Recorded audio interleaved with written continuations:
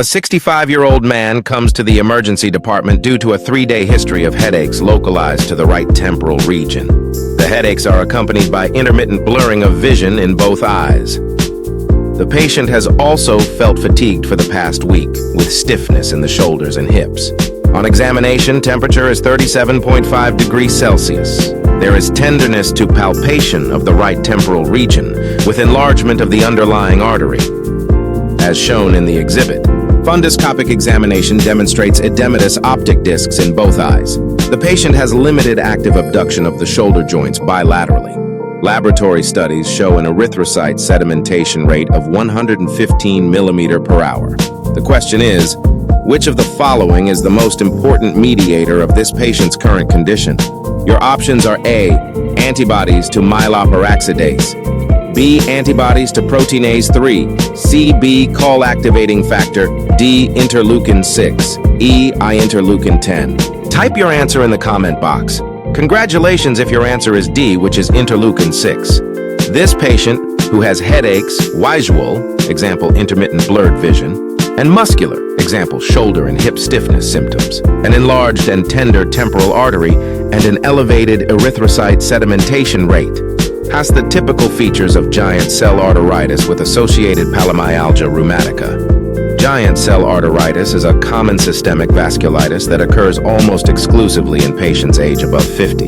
It affects medium to large arteries, particularly those in the head and neck, such as the temporal artery, such as temporal arteritis.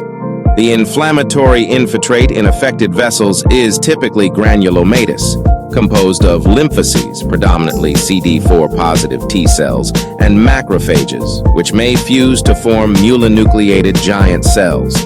This inflammatory reaction causes vessel damage, example elastic fiber fragmentation, and remodeling, example intimal hyperplasia, and can ultimately lead to vascular occlusion and tissue ischemia, example irreversible vision loss. The production of cytokines, in particular interleukin 6, appears to closely correlate with the severity of the disease. A monoclonal antibody against the interleukin 6 receptor, tocilizumab, is effective in treating giant cell arteritis. If you chose any option other than D, you were incorrect. Let's briefly discuss the other options. Choices A and B cannot be the answer because the pathogenesis of anti-neutrophil cytoplasmic antibody, ANCA. Associated vasculitides involves antibodies to myeloperoxidase, example microscopic polyangiitis, and proteinase 3, example granulomatosis with polyangiitis. Choice C cannot be the answer because B-cell activating factor is a cytokine belonging to the tumor necrosis factor ligand family. Inadequate levels of BAFF lead to immunodeficiency, whereas excess levels can cause autoimmune diseases like systemic lupus erythematosus. Choice E cannot be the answer because interleukin 10 has key anti-inflammatory and immunomodulatory properties. Defective interleukin 10 signaling is associated with early onset inflammatory bowel disease. If you're finding this difficult to understand, consider watching this episode again.